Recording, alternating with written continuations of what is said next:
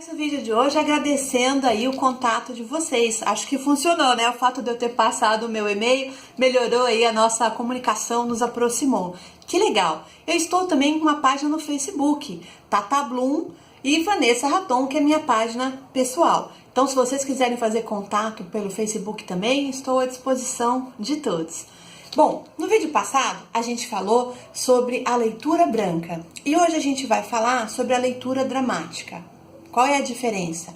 Agora sim, nós já entendemos o texto, estudamos as palavras do texto, aquelas que a gente não conhecia, vamos buscar o significado, estudamos o contexto daquela história, né? Às vezes a história infantil ou adulta, ela acontece em outro país, ela acontece numa época diferente do passado ou do futuro, e isso é preciso ser construído, imaginado ou pesquisado na própria história. Como eram as roupas daquela época, como eram os figurinos, né? O cenário, enfim, as músicas daquela época, o comportamento na sociedade naquela época.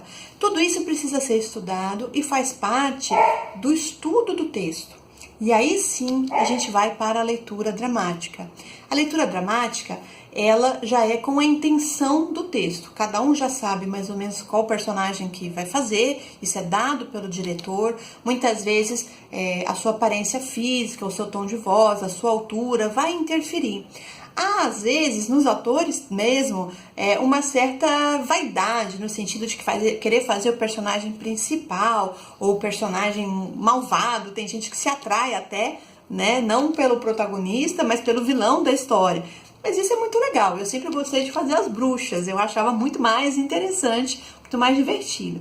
Mas bem, o que é importante é que todos entendam que o grupo existe para contar aquela história. A mensagem do texto tem que ser o foco principal. A gente vai se reunir para contar essa história para outras pessoas. O que cada um vai fazer, pouco importa. Tem muito mais a ver com o nosso tipo físico ou com a forma como o diretor imagina que seja aquele personagem. É a mesma coisa que você fazer um concurso, né, de Miss Brasil. Todas as Misses, cada uma do seu estado, são lindas, são maravilhosas. Existe lá um jurado, um corpo de jurados, que vai escolher de uma maneira, às vezes, subjetiva, quem é a mais bonita para eles, certo? Então, na verdade, todos que estão ali são importantes. Mas existe, obviamente, os personagens protagonistas e existe os coadjuvantes. O importante é a gente contar a história, gostar da história e ter o maior prazer de passar essa história adiante. Na leitura dramática, você então define os personagens e vai dar atenção especialmente às rúbricas, ou seja, né, as indicações que o autor do texto está dando de movimentação, de sentimentos, enfim, com quem você está falando, etc.